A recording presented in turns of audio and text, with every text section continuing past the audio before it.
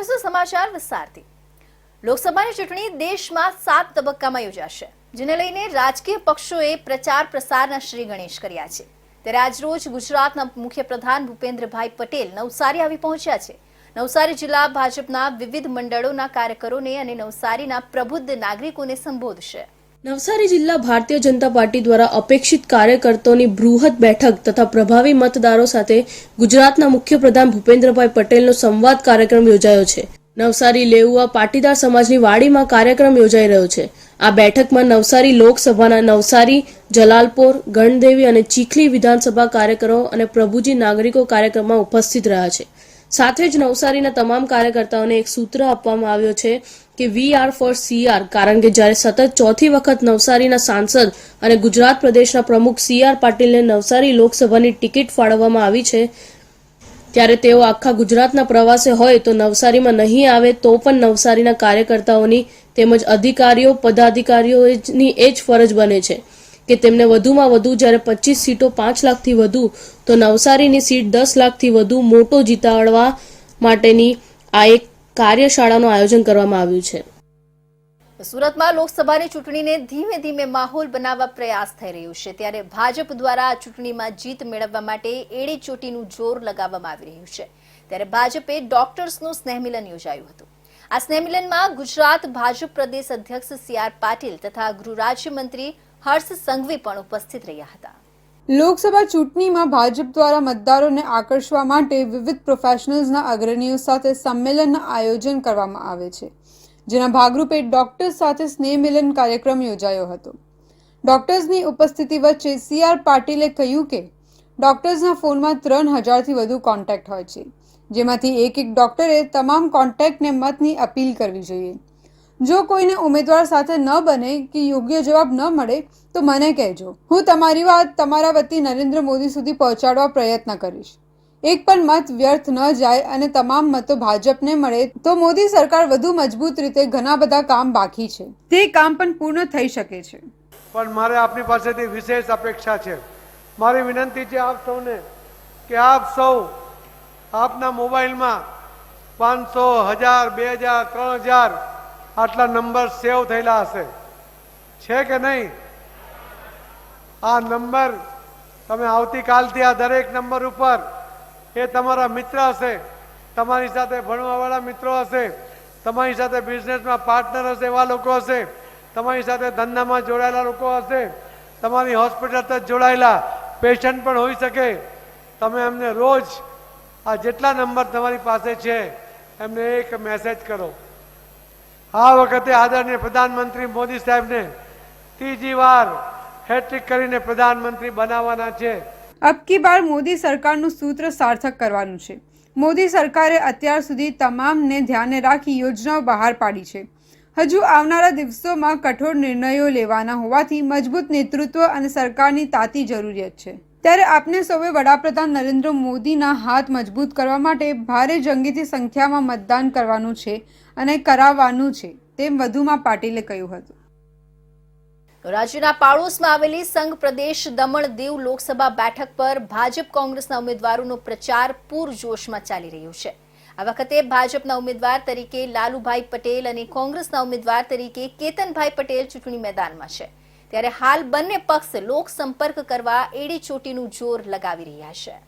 દમણ કોંગ્રેસના ઉમેદવાર કેતન પટેલે વિધિવત રીતે ચૂંટણી પ્રચારની શરૂઆત કરી છે। પ્રચારની શરૂઆતમાં જ દમણમાં એક જંગી કાર રેલીનું આયોજન કર્યું હતું, જેમાં કોંગ્રેસના કાર્યકર્તાઓ અને સમર્થકો પણ જોડાયા હતા। કોંગ્રેસની આ રેલી દમણમાં વિવિધ વિસ્તારોમાં જાહેર માર્ગો પર ફરી અને લોકોનું સમર્થન માંગ્યું હતું। રેલી દરમિયાન અનેક જગ્યાએ કેતન પટેલનું સ્વાગત કરવામાં આવ્યું હતું, તો પ્રચારમાં કેતન પટેલના પત્ની અને મહિલા અગ્રણી અમી પટેલ પણ જોડાયા હતા। કેતન પટેલ દમણ દીવ કોંગ્રેસના પ્રદેશ પ્રમુખ છે।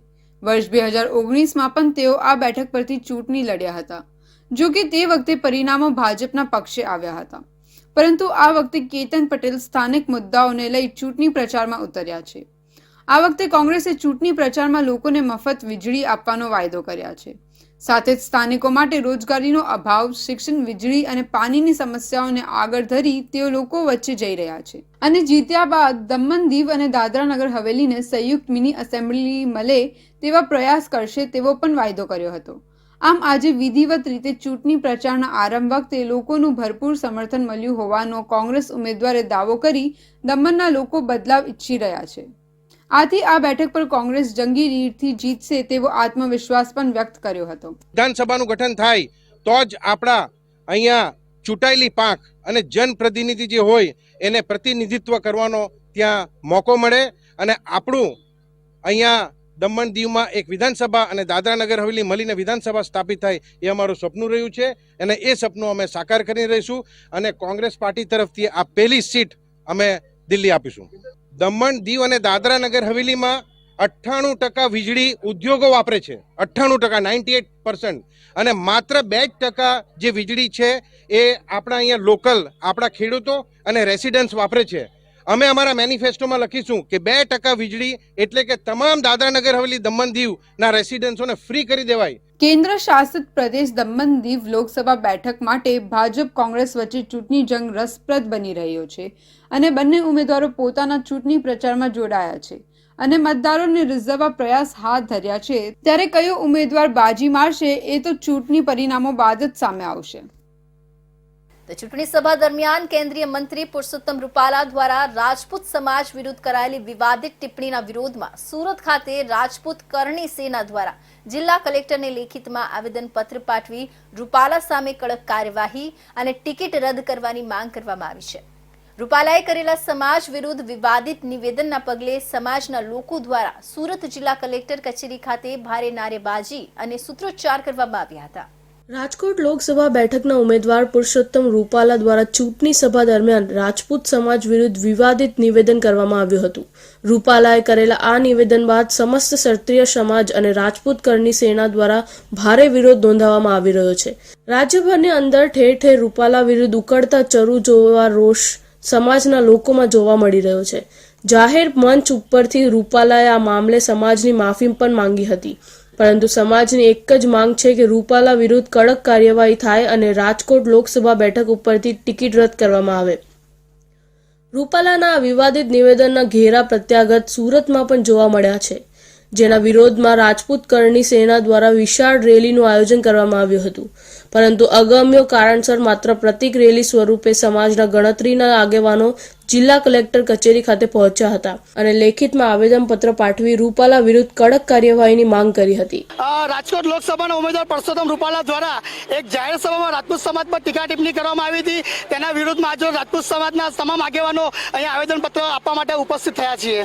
પુરુષોત્તમ રૂપાલાએ જે માફી માંગી છે માત્ર રાજપૂતના સંમેલનમાં માફી માંગી છે અને તેને પોતાની લીટી સીધી કરવા માટે બીજા રાજપૂત સમાજનો દુરુપયોગ કર્યો છે. રાજપૂત સમાજની લાગણી દુભાઈ છે. પુરુષોત્તમ રૂપાલાએ જે માફી માંગી છે તેનું અમારે રાજપૂત સમાજની 90 જેટલી સંસ્થાઓ છે, સંકલન સમિતિ રચવામાં આવી છે, તેમાં તેનો બિલકુલ બહિષ્કાર કરવામાં આવ્યો છે અને અમારી જ્યાં સુધી અમારા 90 સંસ્થાઓમાં જ્યાં સુધી રાજપૂત સમાજની સામે આવીને માફી નહીં માંગે ત્યાં સુધી અમે માફીનો સ્વીકાર કરશે નહીં. સુરત રાજપૂત કરણી સેનાના આગેવાનોએ જણાવ્યું હતું કે આજે માત્ર ગાંધી ચિંધ્યા માર્ગે જિલ્લા કલેક્ટરને આવેદનપત્ર પાઠવી પુરુષોત્તમ રૂપાલા વિરુદ્ધ કડક કાર્યવાહીની સાથે રાજકોટ લોકસભામાં બેઠક ઉપરથી ટિકિટ રદ કરવામાં આવે તેવી માંગ કરવામાં આવી છે.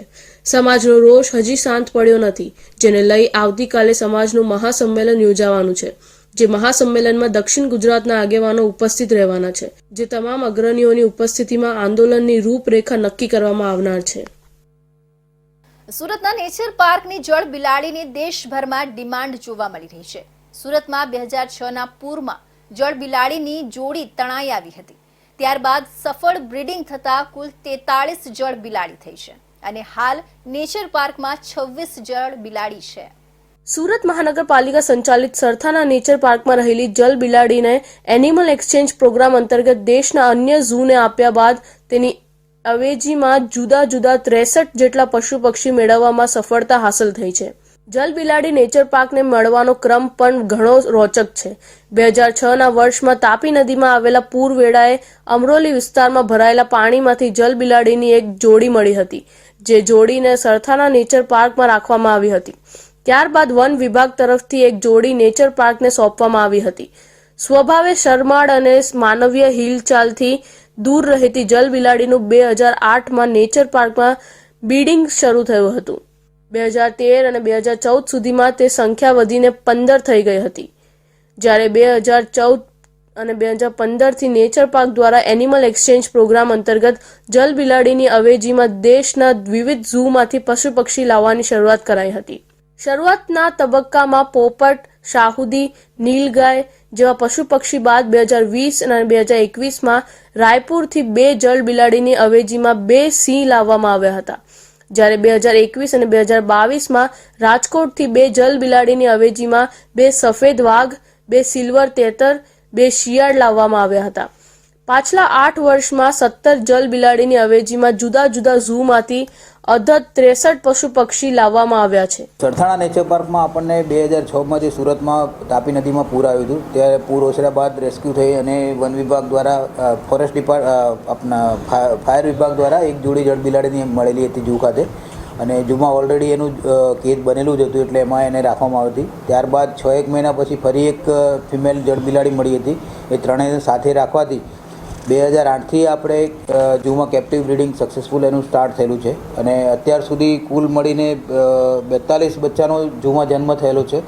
અને આપણે આખા ભારતભરના ટોટલ 10 ઝૂમાં 17 જળબિલાડી એક્સચેન્જ પ્રોગ્રામ થી આપેલી છે, અને એની સામે અત્યાર સુધી આપણને 63 વિવિધ પ્રકારના પ્રાણીઓ પક્ષીઓ મળેલા છે. Incharge zoo superintendent doctor Rajesh પટેલના જણાવ્યા મુજબ હાલમાં નેચર પાર્કમાં 26 જલબિલાડી છે. તેમાં આ વર્ષે જન્મ થયો હોય એવા 7 બચ્ચા પણ છે. આગામી વર્ષથી 15 બચ્ચાનો જન્મ થાય એ પ્રકારનો અંદાજ છે. સુરત નેચર પાર્કમાં જલબિલાડીનો સર્વાઇવલ રેશિયો 75%થી વધુનો છે. આખા ભારતમાં આ પ્રકારે જલબિલાડીનું બ્રીડિંગ ક્યાંય થતું નથી. હાલમાં 7 અલગ અલગ પાંજરા બનાવ્યા છે. તેમાં જલબિલાડીની જોડી અલગ રાખવાની સાથે જ બચ્ચાને થતો ખતરો ઘટી જાય છે. નેચર પાર્કના એક્સચેન્જ પ્રોગ્રામ અંતર્ગત 17 જલબિલાડી સામે 63 પશુ પક્ષી મળ્યા છે. નજીકના દિવસોમાં વધુ એક પ્રાણીનો લાવવાની તૈયારી છે. સુરતના ભિસ્તાન ખાતે આવેલા કાર્તિક આવાસ સહિતના રહેણાંક વિસ્તારના લોકો હાલ સ્વાસ્થ્ય સંબંધિત ગંભીર સમસ્યાનો સામનો કરી રહ્યા છે. અહીં આવેલા ઔદ્યોગિક ઉપયોગમાં લેવાતા કોલસાના ગોડાઉનથી આ સમસ્યા ઊભી થઈ હોવાનો આરોપ સ્થાનિક લોકો દ્વારા લગાવાયો છે. સુરતના ભેસ્તાન ખાતે આવેલા ખુલ્લા પ્લોટમાં આ ટ્રકો દ્વારા હજીરાથી લાવીને કોલસો ઠાલવવામાં આવી રહ્યો છે. આ કોલસો અહીંયા ઠાલવવાથી એની રજકણો આસપાસના વિસ્તારમાં ઉડીને જાય છે, જેનાથી લોકો શ્વાસ સંબંધિત ગંભીર બીમારીનો ભોગ બની રહ્યા છે. સુરત ખાતે ગુજરાત પોલ્યુશન કંટ્રોલ બોર્ડની હેડ ઓફિસ આવી હોય અને જ્યારે જીપીસીબી દ્વારા પોલ્યુશન ફેલાવતા એકમો પર કડક કાર્યવાહી કરવામાં આવી રહી છે, ત્યારે સુરત ખાતે આવેલ વડોદ ભેસ્તાન ખાતે ખુલ્લા પ્લોટમાં કોલસા ગોડાઉન છેલ્લા 1-2 વર્ષથી ચાલી રહ્યું હોય અને સ્થાનિકો દ્વારા અનેક ફરિયાદો સુરત મનપા અને અન્ય વિભાગોને કરવામાં આવી હોવા છતાં કેમ કોઈ કડક કાર્યવાહી કરવામાં નથી આવતી તે આશ્ચર્ય પામવા જેવું છે. ભેસ્તાન ખાતે વડોદ ગામ નજીક ખુલ્લા પ્લોટમાં કોલસા હજીરા ખાતેથી લાવી મોટી માત્રામાં ઠાલવવામાં આવે છે અને પાંડેસરા ખાતે મિલોમાં લઈ જવાય છે. ત્યારે કોલસો ઠાલવવા આવતા ટ્રકો ટ્રાફિક નિયમો પણ તોડી રહ્યા હોય તેમ છતાં પોલીસ વિભાગ પણ મૌન ધારણ કરી કેમ બેસી રહ્યું છે એ એક સવાલ ઊભો થાય છે. साहब ये कोयला उड़ता है, गोदाम बंद नहीं करते, परेशानी कर रहे हैं. पूरा पब्लिक कंप्लेन भी किए है, साउथ जोन में भी अर्जी किए है, ओपीटीपी ऑफिस में भी अर्जी किए है, एसएनसी वाला को हम लोग भी बोले हैं. पूरा बस्ती 636 रूम का प्रॉब्लम है, छोटे छोटे बच्चे हैं उसमें पड़ता है, उसके बाजू में आंगनवाड़ी भी है. खाने पीने में भी पब्लिक की तकलीफ होता है, सांस लेने के लिए भी तकलीफ होता है, बोलने से फिर खाना खराब होता है, पूरा पब्लिक परेशानी है.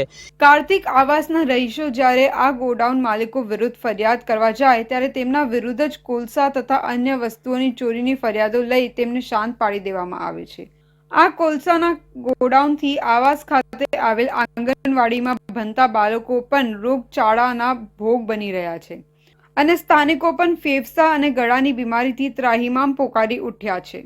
જ્યારે તમામ સ્થાનિકો દ્વારા ઇન્ડિયા ન્યૂઝ ગુજરાતની ટીમ મારફતે આવા ગોડાઉન માલિકો વિરુદ્ધ કડક કાર્યવાહી થાય અને ગોડાઉન તત્કાલ બંધ કરવા રજૂઆત કરવામાં આવી હતી. સમગ્ર અહેવાલ બાદ જીપીસીબી તત્કાલ કોઈ કાર્યવાહી કરે તે પર સૌ કોઈ મીટ માંડી બેઠા છે. કાર્તિક આવાસની બાજુમાં એક આંગણવાડી આવી છે. અહીંયા આંગણવાડી પર એકદમ નજીકમાં કોલસાનું ગોડાઉન છે, જે ખાલી કરતા અહીંયા તમામ આપ જોઈ શકો કોલસીનો પ્રદૂષણ અહીં ફેલાઈ રહ્યું છે મોટી માત્રામાં, અને આંગણવાડીમાં નાના નાના છોકરાઓ પણ ભણી રહ્યા છે. આવો આપણે આંગણવાડીના સંચાલકને પૂછી જોઈએ. શું નામ છે બેન આપનું? પટેલ અનિતા જયેશભાઈ. અહીંયા કોલસા જ્યારે ઠાલવે છે ત્યારે એનો ધુમાડો અહીંયા અંદર આવે છે, તો એના લીધે છોકરાઓને તકલીફ થાય એવું કરો? તકલીફ તો એટલે જ્યારે એ લોકો જાય ત્યારે શરદી ખાંસી તો રહેવાની જ છે એ લોકોને તો. અને આ સવારથી સાંજ લઈને કેટલો સમય આ ચાલે છે કંઈક? એ તો ચાલ્યા જ કરે એ લોકોનું કામ તો. તો અગાઉ તમે તમારા કોઈ આગળ પ્રતિનિધિને કોઈને ફરિયાદ કરી છે? ના, એ તો હમણાં હજુ 6-1 મહિનાથી ચાલુ થયું છે આ તો. આપ જોઈ રહ્યા છો નાના નાના ભૂલકાઓ અહીં જમવા પણ બેઠા છે, અને કોલસીનો પૂરો ધુમાડો અહીં બારીથી પણ પ્રસારિત થઈ રહ્યો છે. આવા કોલસા યુનિટોને તાત્કાલિક ધોરણે બંધ કરવું જોઈએ એવી મુહિમ જીપીસીબી હાથ ધરવી જોઈએ. અને આપ જોઈ રહ્યા છો નાના નાના ભૂલકાઓ પોતાનો ટિફિનનો સમય થયો છે, જમી રહ્યા છે, અને એક તરફ બારીમાંથી એનું પ્રદૂષણ, કોલસાનું મોટી માત્રામાં પ્રદૂષણ ફેલાઈ રહ્યું છે. અને નાના બાળકો અને સ્વાસ્થ્યમાં કોઈ મોટી તકલીફ આવે તો એનો જવાબદાર કોણ, એવા પણ પ્રશ્નો ઉઠી રહ્યા છે. સુરત શહેર ઝોન 4 પોલીસ વિભાગ દ્વારા સરકારી શાળાના વિદ્યાર્થીઓને સંગીત સાહિત્ય પૂરું પાડવામાં આવ્યું છે. નગર પ્રાથમિક શાળામાં ગુડ ટચ બેડ ટચ કાર્યક્રમ યોજાયો હતો. આ કાર્યક્રમમાં બાળકોએ સંગીત વગાડીને મુખ્ય મહેમાનોનું સ્વાગત કર્યું હતું, પરંતુ અપૂરતા સંગીત સાધનો હોવાથી ઝોન 4 દ્વારા બાળકોને પૂરતા સાધનો આપવામાં આવતા વિદ્યાર્થીઓ સહિત શિક્ષકોમાં ખુશી જોવા મળી હતી. સુરત શહેર પોલીસ દ્વારા બાળકોને હવસખોરોથી બચવા માટે ગુડ ટચ બેડ ટચ વિશે માહિતી આપવામાં આવી રહી છે. ત્યારે આ સંદર્ભમાં શહેરના પાંડેસરા બમરોલી ખાતે આવેલ નગર પ્રાથમિક શાળા ક્રમાંક 220માં પણ સી ટીમ દ્વારા આ કાર્યક્રમ યોજાયો હતો. કાર્યક્રમમાં ઝોન 4 ડીસીપી વિજયસિંહ ગુર્જર હાજર રહ્યા હતા. દરમિયાન શાળાના વિદ્યાર્થીઓએ ઢોલ તબલા વગાડી સ્વાગત ગીત સાથે મુખ્ય મહેમાનોનું સ્વાગત કરવામાં આવ્યું હતું. પરંતુ આ વિદ્યાર્થીઓ પાસે સંગીતના સાધનો અપૂરતા હોવાની ઝોન 4 ડીસીપીને દેખાતા તેઓએ વિદ્યાર્થીઓને પૂરતા સાધનો પૂરા પડાય છે. સાથે ડીસીપી વિજયસિંહ ગુર્જરે શૈક્ષણિક અને સામાજિક સમજ આપી હતી. થોડા સમય પહેલા સુરત પાંડેસરા ખાતે આવેલ નગર પ્રાથમિક શિક્ષણ સમિતિ 220ની સ્કૂલમાં પાંડેસરા પોલીસ સ્ટેશન દ્વારા એક સી ટીમનો કાર્યક્રમનો ગુડ ટચ બેડ ટચનો કાર્યક્રમ કરવામાં આવેલ, જેમાં મહેરબાન નાયબ police commissioner Shri zone 4 Shri Vijaysinh Gurjar સાહેબ નાઓ પધારેલ હતા. જે દરમિયાન સ્કૂલની વિદ્યાર્થીનીઓ મ્યુઝિકનો એક સેટ દ્વારા વગાડતી હતી, જે સેટ અમર્યાદિત હોય, જેથી ડીસીપી ઝોન 4 સાહેબ નાઓ દ્વારા નજરમાં આવ્યું કે આ અપૂરતો સેટ છે, જેથી એક મ્યુઝિક ટીચરનો એપ્રોચ કરીને આખા બેન્ડમાં શું અને કેટલા ઇન્સ્ટ્રુમેન્ટ હોવા જોઈએ જેનું એક લિસ્ટ મેળવી અને સાહેબ શ્રી નાઓ દ્વારા આજરોજ સ્કૂલને આખો એક મ્યુઝિકલ ઇન્સ્ટ્રુમેન્ટનો સેટ એનાયત કરવામાં આવેલ છે. આજરોજ મારી શાળામાં ડીસીપી વિજયસિંહ ગુર્જર સાહેબે મારી શાળાની બાળાઓને એટલે કે સંગીતના સાધનો આખો બેન્ડ સેટ મારી શાળાના બાળકોને અર્પણ કરેલો છે. મારી બાળાઓ એ બેન્ડનો ઉપયોગ પૂરેપૂરો કરશે. કોઈ પણ કાર્યક્રમ હશે ત્યાં મારી બાળાને બોલાવશે. ત્યાં અમારી શાળાના સંગીત શિક્ષક શ્રી હિંમતભાઈ રાજારામ કાપુરે ત્યાં બાળાઓને લઈને જશે અને બેન્ડનો પૂરેપૂરો ઉપયોગ કરીશું એવી અમે ખાતરી આપીએ છીએ. અને આપ્યા બદલ મારી શાળા પરિવાર તરફથી હું સાહેબશ્રીનો ખૂબ ખૂબ આભાર વ્યક્ત કરું છું. વિદ્યાર્થીઓમાં રહેલા કૌશલ્યને જાણીને પોલીસ વિભાગના ઉચ્ચ અધિકારી દ્વારા બાળકોને સંગીત ક્ષેત્રે પોતાની પ્રતિભા ખીલવી શકે એવા ઉમદા હેતુ સાથે આ સાધનો અર્પણ કરવાનો નિર્ણય લેવાયો હતો. અને બાળકોને જ્યારે તમામ પ્રકારના સાધનો મળી જતા આ સાધનોનો ઉપયોગ કરી સંગીતમય કૃતિઓ રજૂ કરાઈ હતા. પ્રજાપતિ બ્રહ્માકુમારી દ્વારા યોજાયેલા કાર્યક્રમમાં બતાવવામાં આવી ધ લાઇટ નામની ફિલ્મ.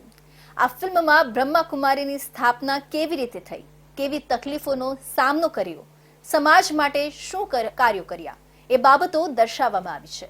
બ્રહ્માકુમારી દ્વારા તેના ઇતિહાસનું વર્ણન કરતી એનિમેશન ફિલ્મ ધ લાઇટને સુરતના વિવિધ સિનેમાઘરોમાં દર્શાવવામાં આવી હતી. બ્રહ્માકુમારીના સ્થાપક પ્રજાપિતા દ્વારા સ્થાપના કરવામાં આવેલા આ વિદ્યાલયને 88 વર્ષ થવા જઈ રહ્યા છે, ત્યારે આ ફિલ્મના માધ્યમથી માનવ કલ્યાણ માટે કરવામાં આવેલા કાર્યો અને વિશ્વમાં શાંતિનો સંદેશ કઈ રીતે વિદ્યાલય દ્વારા ફેલાવવામાં આવ્યો, શરૂઆતના સંઘર્ષના દિવસો વગેરે બાબતો આ ફિલ્મમાં દર્શાવવામાં આવી છે. આ ફિલ્મ મોટી સંખ્યામાં લોકોએ નિહાળી સમાજ કલ્યાણ અને શાंति નો સંદેશ પ્રાપ્ત કર્યો હતો. ब्रह्मा कुमार विद्यालय की एक एनिमेशन फिल्म बनाई गई है. पूरी हिस्ट्री उसमें बताई गई है कि कैसे विद्यालय शुरू हुई, कहाँ से हुई, कौन से परिस्थितियों से गुजर करके ये सारा कार्यक्रम उसमें बताया हुआ दिखाया गया है, जिसके अंदर ये ब्रह्मा कुमार विद्यालय के फाउंडर प्रजापिता ब्रह्मा जो कि एक जौहरी थे और उन्होंने ये और पूरा संघर्ष करके कैसे परमात्मा का ये कार्य आज 88 सालों से पूरा करने जा रहे हैं, तो वो कार्य इसमें बताया गया है. 88 વર્ષ પહેલા પ્રજાપિતા બ્રહ્માકુમારી સ્થાપિત વિદ્યાલય આજે વિશ્વના 140 જેટલા દેશોમાં પરમાત્માના સંદેશનો માનવ કલ્યાણના હેતુ પ્રચાર કરી રહી છે.